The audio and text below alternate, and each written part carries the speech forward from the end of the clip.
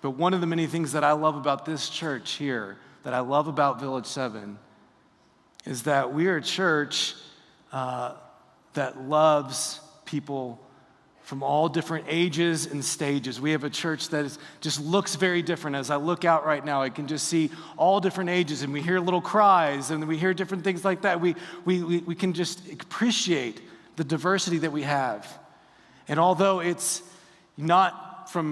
often from tragic and really sad situations, I love that we are a church that has about 100 widows.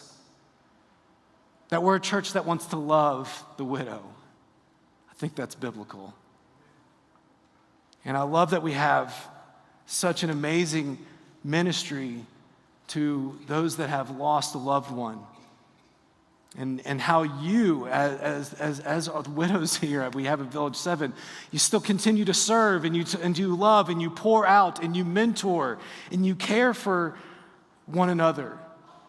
And even, it's beautiful, but very different than eunuchs, but like eunuchs, can feel very disconnected from the family system, can feel very isolated and alone.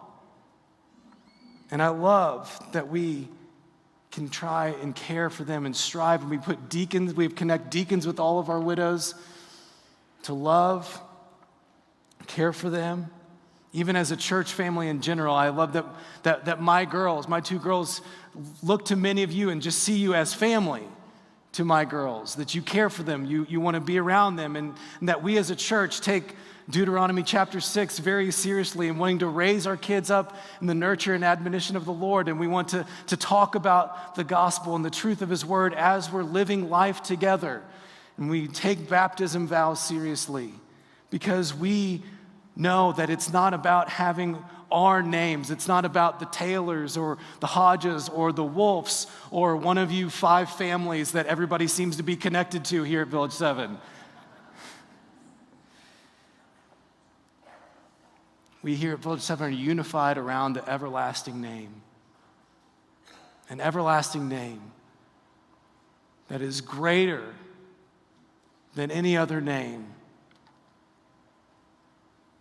How might God want to use you to bring others in, to gather people in, to make room for all kinds of people, even here at our church and in this city?